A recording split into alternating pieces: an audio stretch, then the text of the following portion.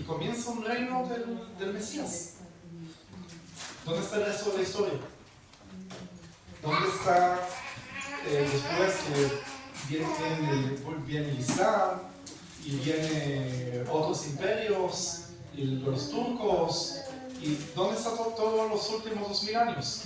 Digo, de repente se termina con los romanos y ya.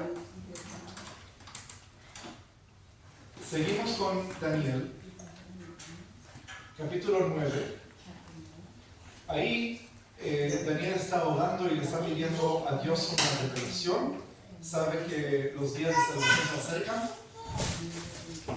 Y por eso Dios le manda a Daniel un ángel llamado Gabriel. Lo conocemos de muchas partes. Y ahí Gabriel comparte con Daniel cuál va a ser el plan para el fin. Entonces le dice así: tenés que empezar a contar desde que se construya la ciudad de Jerusalén, porque Jerusalén estaba en ruinas. En la época de Daniel, los babilónicos ya destruyeron la ciudad.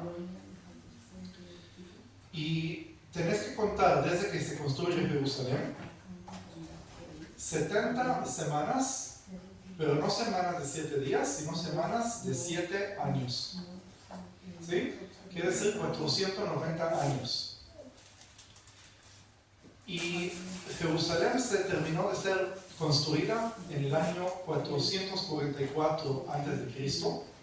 Sí, es un año cómodo que se puede acordar, el 444. Ahí es donde Nehemías cumple su construcción de los muros y todo.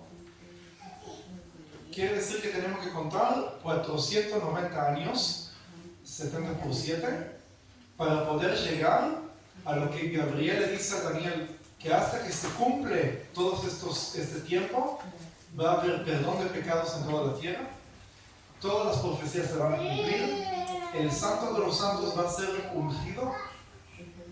Sí, entre paréntesis voy a decir que yo creo que el Santo de los Santos es el Mesías, que va a ser ungido, va a ser reinado. Pero todas las profecías se van a cumplir. Ahora, ahí vemos que Gabriel divide esos 70 semanas, en diferentes periodos, que no los entendemos 100% qué significa eso. Pero dice que hay 69 semanas, que al fin de esas 69 semanas, el Cristo va a morir. ¿Ok? Y nosotros creemos que eso ya se cumplió. Pero luego Daniel describe una semana más, otros 7 años más, que están divididos en 3.5, digo 3,5 de años y 3,5 de años. Y esos 7 años se pueden conectarlos con otras profecías que aparecen en la Biblia, y entendemos que esos 7 años es el reino del anticristo. ¿Sí? Pero cuando nosotros leemos acerca de esos 3 años y medio y 3 años y medio en el Nuevo Testamento, en el libro de Apocalipsis, vemos que es un evento que va a suceder al final, que todavía no sucedió eso, todavía no se hizo, sino que va a ser en el futuro. Quiere decir que no importa cómo lo contás, desde la edificación de Jerusalén, pasaron mucho más de 70 semanas, de 7 años, mucho más de 490 años, ¿no? Pasaron 2400 años. Entonces, ¿por qué hay una separación entre el fin de la semana 69 con la última semana? ¿Qué es ese tiempo que Daniel no recibió ninguna información sobre ese tiempo? ¿Por qué ese tiempo está desaparecido en esa cuenta? ¿Sí?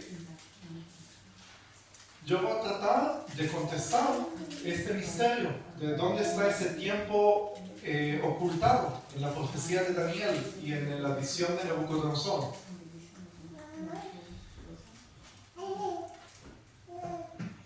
Cuando yo comparto el Evangelio a mis hermanos judíos, ellos, bueno, yo les puedo mostrar muchas profecías acerca de Isaías 59 y diferentes cosas, pero me dicen si el Mesías fue realmente Yeshua, Jesús, ¿sí? Más cómodo para mí decir Yeshua. Si él es el Mesías, ¿por qué siguen habiendo guerras? Sí, porque en Isaías capítulo 2 y capítulo 11 dice que cuando venga el Mesías, el mundo va a estar en paz, no va a haber guerras, una nación no va a pelear contra otra nación, el leopardo va a comer pasto como el cordero, eso es lo que dice. Y eso es el argumento más fuerte que tienen los judíos, diciendo no cumplió las profecías que debe cumplir. Nosotros creemos que hay primera venida, que Él vino como cordero para morir por nuestros pecados, y una segunda venida, que ahí va a venir como león para pelear y para apoderarse del mundo, y ahí sí se cumple el resto de las profecías. Pero luego me dicen, ok, entonces mostrame dónde está una profecía sobre la primera venida y la segunda venida. Y ahí, durante mucho tiempo, yo tuve un problema, porque no sabía cómo explicar eso. Bueno, tengo una explicación justamente usando el Talmud, muy interesante, porque los judíos, no sé si escuchaste alguna vez, Mesías hijo de José y Mesías hijo de David. Sí, porque los judíos creen en dos Mesías que tienen que venir. Entonces lo explico que nosotros como creyentes no creemos en dos Mesías, sino en uno, pero vino una vez como Mesías hijo de José y otra vez como Mesías hijo de David. Pero ¿por qué están tan convencidos que no hay dos venidas, que hay una sola? Yo lo puedo entender eso porque la Biblia no demuestra que hay dos venidas, sino que hay una sola. ¿Sí? Isaías 11, por ejemplo, ahí conocemos el versículo famoso que dice: y saldrá una vara del tronco de Isaí y un vástago de su... algo así, ¿sí? No me acuerdo el versículo, pero la idea es que se trata de un descendiente de David que va a venir, y está escrito, y bueno, Dios lo va a ungir con el espíritu de él, va a estar lleno de espíritu de sabiduría y espíritu de bueno, ustedes ya conocen el versículo. Pero lo próximo que aparece después dice, y luego él va a juzgar todas las naciones, y el leopardo va a comer pasto con el cordero. Entonces uno dice, ok, ¿tú crees que Isaías 11 se cumplió hace 2000 años? Que el Mesías vino, descendía de David, ok, no hay ningún problema con eso. El Espíritu de Dios lo llenó, ok, puedes decirlo, no significa que lo creemos, pero si Él fue el que fue ungido por el Espíritu de Dios, ¿por qué la segunda parte no se cumplió? ¿Sí? ¿Por qué no domina toda la tierra? Los versículos que más demuestran eso se puede verlo en Zacarías capítulo 9, versículo 9 y 10. ¿Sí? Presten atención al contenido de los versículos.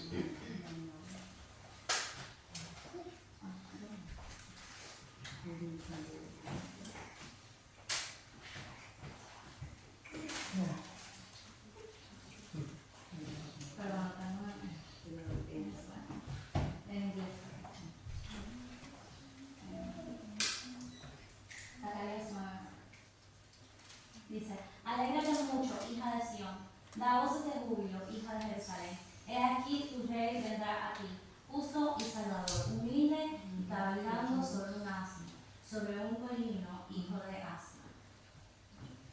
Y de Efraín destruiré los carros saberes de Jerusalén, y los arcos de guerra serán quebrados, y hablará paz a las naciones, y su señorío será de mar a mar, y desde el río hasta los fines de la tierra. Ok, gracias. Lo que está escrito en el versículo 9 es que el Mesías va a entrar a Jerusalén sobre un asno, ¿cierto? Eso se cumplió hace 2000 años, nosotros lo creemos. Pero el versículo 10, lo que falta en esa traducción, porque en el hebreo sí aparece, es que antes del él, ¿sí?, hay una i, ¿sí?, como en inglés and. ¿Sí? Porque eso demuestra que este versículo es una continuación del versículo anterior. No hay separación. La idea es de que un judío religioso que no cree en Yeshua me dice, mira, el versículo 9 habla del Mesías que va a entrar a Jerusalén sobre un asno. Eso cualquiera lo puede cumplir. Digo, cualquiera puede subir un asno y entrar a Jerusalén. Pero el versículo 10, nadie pudo cumplirlo hasta el día de hoy. El mismo que entró a Jerusalén sobre un asno debe también reinar de mar a mar. ¿Sí? Entonces, entró a Jerusalén, pero al final no se cumplió el versículo 10. Entonces, con mucha certeza me dicen los rabinos, pero si esto no se cumplió, entonces ¿cómo puede ser que es el Mesías? Y bueno, lo que yo quiero decirles es que no debería haber una primera venida y segunda venida según lo que entendieron los profetas. ¿Ok? No es que es una sorpresa en el sentido de que Dios no sabía que eso es lo que iba a pasar. Obviamente que Dios lo sabía que eso va a pasar, pero lo ocultó de los ojos de los profetas. ¿Ok? Ahora, ¿por qué lo digo esto? No, yo fui el que lo dije, sino lo dijo Pablo. ¿Ok? Vamos a leer lo que está escrito en Efesios, capítulo 3, versículo 4 al 6. Leyendo lo cual podéis entender cuál sea mi conocimiento en el misterio de Cristo, misterio que en otras generaciones no se dio a conocer a los hijos de los hombres, como ahora es revelado a sus santos, apóstoles y profetas por el Espíritu, que los gentiles son coherederos y miembros del mismo cuerpo, y copartícipes de la promesa en Cristo Jesús, por medio de la fe. Gracias. Entonces, ¿cuál es el misterio de Cristo? ¿Cuál es el secreto que las generaciones anteriores no entendieron, no sabían, no tenían esa revelación? Que los gentiles van a ser coherederos con los judíos. ¿Sí? Y eso es una revolución, algo nuevo, algo que, wow, ¿cómo puede ser? Porque tienen que entender algo. La promesa de salvación es nada más a los judíos. Los gentiles no tienen promesa de salvación. Dios no tiene ninguna obligación salvar a los gentiles. ¿Sí? Y por eso cuando Yeshua vino hace 2000 años, Él trató diferente de los gentiles. ¿Sí? ¿Se acuerdan que había un momento que había una mujer siro-fenicia que le pidió ayuda a Yeshua? Y cuando se le acercó, Yeshua al principio no le habló, y luego cuando insistió la mujer, él le dijo, está mal comer de la mesa, de que los perrillos coman de la mesa junto con los hijos.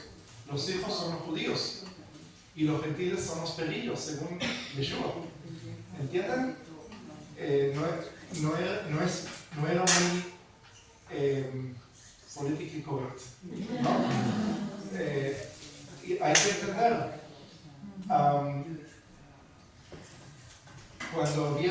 hombre poseído por legión de demonios, ¿sí? Ahí estaba, sabemos que no era judío porque estaba en una zona donde se pastoreaban cerdos, ¿sí?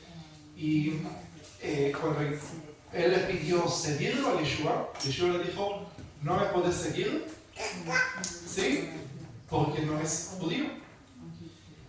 Y cuando envió a sus discípulos para evangelizar a los diferentes pueblos, le dice, no entren a los pueblos de los gentiles o los samaritanos, porque yo los he enviado a las ovejas perdidas de la casa de Israel. ¿Sí? No vayan a los gentiles. ¿Por qué? Ellos no tienen promesa. ¿Sí? Hay que entenderlo. De repente vemos que después de la crucifixión, la ascensión, el Espíritu Santo, vemos que la puerta de los gentiles se abre. Pero, y ahí recibe la gente esa revelación como Pablo, de que, entonces los gentiles también van a ser coherederos, van a ser parte de la misma promesa, algo que no se entendió antes. Pero es un misterio porque nosotros no alcanzamos a entender cuál es el mecanismo que pudo traer a los gentiles ser coherederos.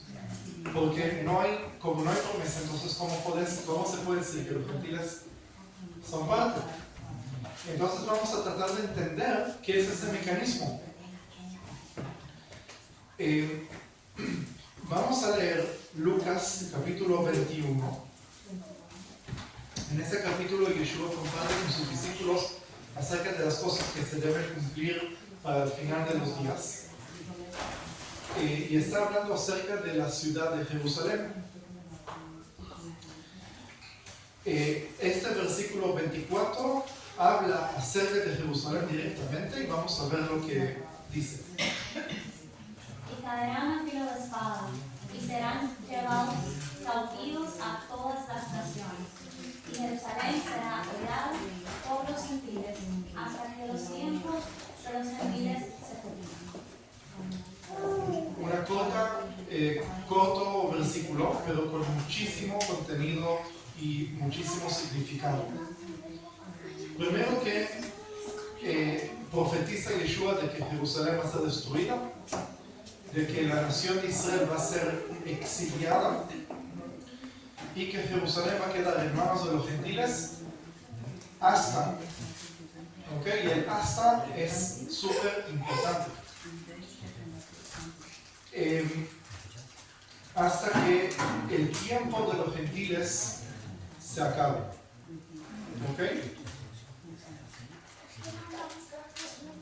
¿Qué es el tiempo de los gentiles? Ahora lo voy a explicar. ¿Sí? Pero vamos a ver, el pueblo judío vivía en su tierra, tenía su templo, los romanos son los que dominaron la tierra de Judea, pero los judíos sí tenían su autoridad y libertad dentro del templo, podían adorar a Dios, podían hacer lo que necesitaban hacer para seguir con su fe. Pero en el año 70 los romanos destruyen Jerusalén, destruyen el templo, ponen una ley que judíos no pueden vivir en Jerusalén y hasta un día a pie de Jerusalén, todo su alrededor. Y se puede decir que ahí comienza el exilio, ¿sí? En el año 70, ese es el comienzo. Y algo que yo escribí en mi libro, que ya algunos ya lo tienen, de que la ciudad de Jerusalén, yo lo comparo en forma metafórica, de que Jerusalén es como un corazón y el corazón del pueblo judío. ¿Sí? Imagínense que cuando Dios dice que el pueblo de Israel tiene que reunirse en Jerusalén 3 veces al año, se van en Pascua, Pentecostés y Tabernáculos, se reúnen en Jerusalén Si uno mira así de arriba de un satélite, puede ver cómo 3 veces al año todo el pueblo de Israel se reúne en Jerusalén y vuelve a su casa. Se reúne en Jerusalén y vuelve a su casa. Eso es como un corazón que está palpitando. ¿Lo dije bien? Y no creo que es casualidad que Dios dice que el alma está en la sangre. Sí, entonces la gente que forman parte del pueblo son el alma, ¿no? Son como la sangre que va pasando por Jerusalén. Pero ¿qué pasa cuando el corazón se destruye? Eso es muerte nacional, ¿sí? Y por eso no es casualidad que yo creo que el pueblo judío, del momento que salió del exilio, murió. ¿Ok? Pero hay buenas noticias, ¿sí? Porque aunque el pueblo de Israel murió, hay cristianos que adoptaron una doctrina que se llama la doctrina del reemplazo. Están de acuerdo, leen en la Biblia que Israel murió como nación. Están de acuerdo. Pero no se dan cuenta que hay una promesa de resurrección. ¿Sí? La doctrina del reemplazo murió, ya está, murió. Pero lo que les va a enseñar ahora es la segunda parte. Los que apoyan la doctrina del reemplazo no lo ven, no lo entienden.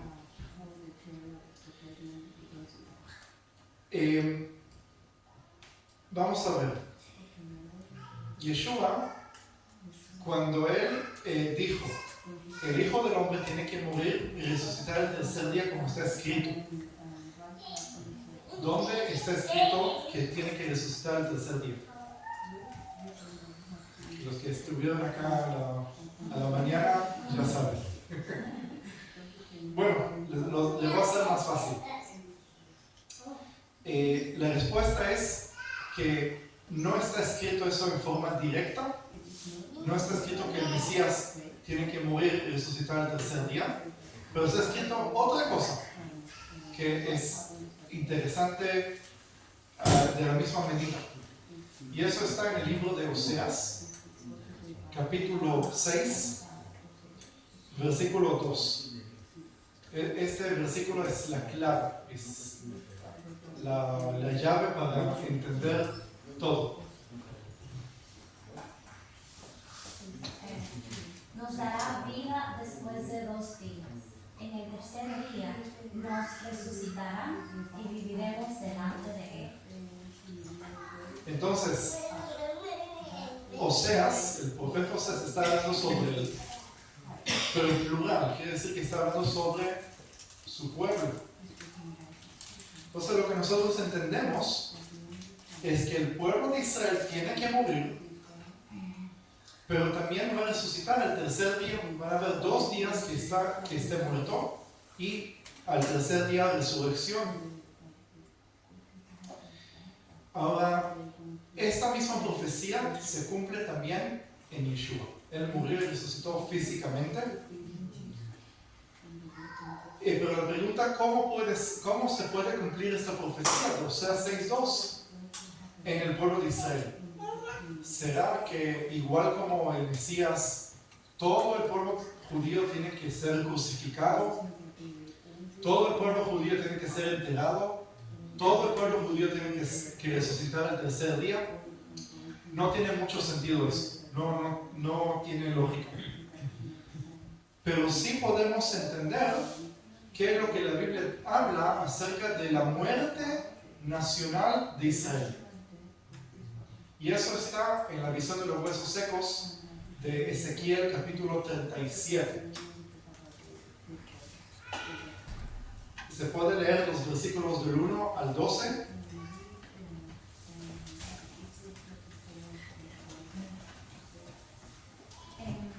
La mano de Jehová vino sobre mí y me llevó en el espíritu de Jehová y me puso en medio de un valle que estaba lleno de huesos y me hizo pasar cerca de él de todo en derredor. aquí que eran muchísimos sobre la faz del campo. Y por cierto, en gran manera. Y me dijo, vivirán estos huesos. Y dije, Señor, Jehová, tú lo sabes. Me dijo entonces, profetiza sobre estos huesos y diles, huesos secos, oíd palabra de Jehová. Así ha dicho Jehová, el Señor, a estos huesos. He aquí, yo hago entrar espíritu en vosotros, y viviréis. Y pondré tendones sobre vosotros, y haré subir sobre vosotros carne, y os cubriré de piel, y pondré en vosotros espíritu, y viviréis. Y sabréis que yo soy Jehová. Profeticé, pues, como me fue mandado, y hubo un ruido mientras yo profetizaba. Y he aquí un temblor, y los huesos se juntaron, cada hueso con su hueso. Y miré, y he aquí tendones sobre ellos, y la carne subió, y la piel cubrió por encima de ellos, pero no había en ellos espíritu. Y me dijo, profetiza al espíritu, profetiza, hijo de hombre, y di al espíritu. Así ha dicho Jehová el Señor, espíritu, ven de los 4 vientos, y sopla sobre estos muertos, y vivirán. Y profeticé como me había mandado. Y entró espíritu en ellos, y vivieron, y subieron sobre sus pies un ejército grande en extremo. Me dijo luego, hijo de hombre, todos estos huesos son la casa de Israel. He aquí, ellos dicen, nuestros huesos se secaron, y pereció nuestra esperanza, y somos del todo destruidos. Por tanto, profetiza y diles, así ha dicho Jehová el Señor. He aquí, yo abro vuestros sepulcros, pueblo mío, y os haré subir de vuestras sepulturas, y os traeré a la tierra de Israel. Amén. Entonces imagínense esta visión. Lo que está diciendo, la lógica que está detrás de esta visión es que del momento que el pueblo de Israel, mientras viven en la tierra de Israel, son vivos.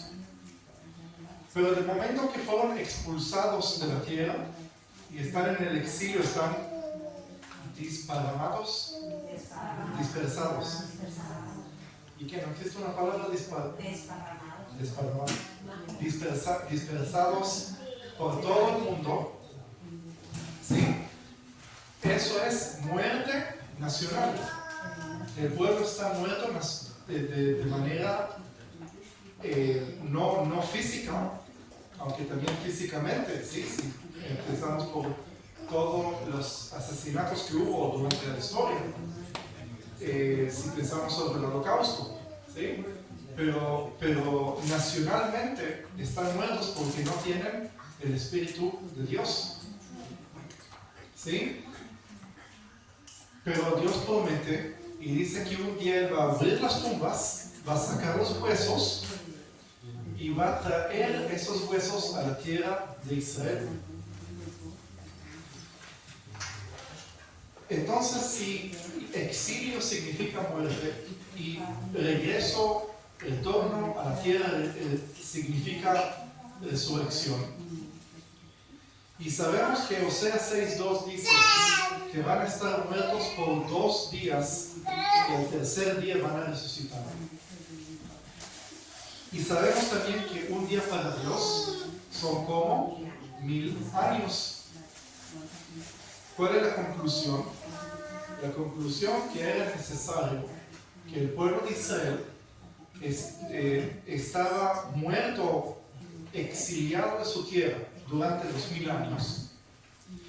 Y cuando termina esos 2000 años, ahí va a haber la resurrección. Entonces, si el templo fue destruido en el año 70, y ahora estamos más o menos en el año 1900 y algo, ¿sí? No me acuerdo el número exacto, desde que comenzó el exilio. Quiere decir que dentro de poco se cumplen 2 días de la muerte nacional del pueblo de Israel. ¿Sí?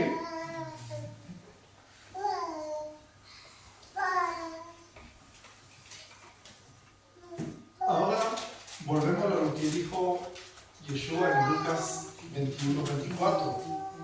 ¿Sí? Jerusalén está destruida, van a ir a las naciones hasta que se termine el tiempo de los gentiles. ¿Ok? Quiero que entiendan algo. No debería haber estos últimos 2000 años, no deberían estar según las profecías del Antiguo Testamento. Esos 2000 años, igual como Daniel, Nabucodonosor en la visión, no vio el resto de la historia y no vio un espacio de tiempo entre la semana 69 a la semana 70, ese tiempo ocultado apareció nada más porque el pueblo judío rechazó al Mesías. Al rechazar al Mesías, la ciudad de Jerusalén fue destruida. Y se acuerdan que las instrucciones que Gabriel le da a Daniel, dice, empezar a contar desde la restauración de Jerusalén. Quiere decir que Jerusalén tiene su importancia profética, porque del momento que se terminó de construir Jerusalén, se cuenta cuando se destruyó Jerusalén en el año 70. Eso significa que el reloj profético se paró. ¿Ok? El reloj profético se paró. ¿Se acuerdan lo que dijo Yeshua? Y caerá a filos de espada, y Jerusalén será hollada hasta que se terminen los tiempos de los gentiles.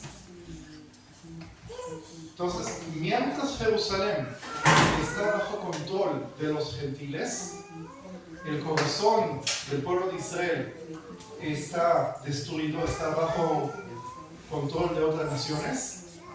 El pueblo judío está muerto porque su corazón no funciona. ¿Sí? Mientras el pueblo judío está muerto y Jerusalén está en ruinas, ese es el tiempo de los gentiles. Cuando Jerusalén vuelve a ser parte de ser dominada por los judíos, ahí se debe, creo que se me perdió la palabra también en español,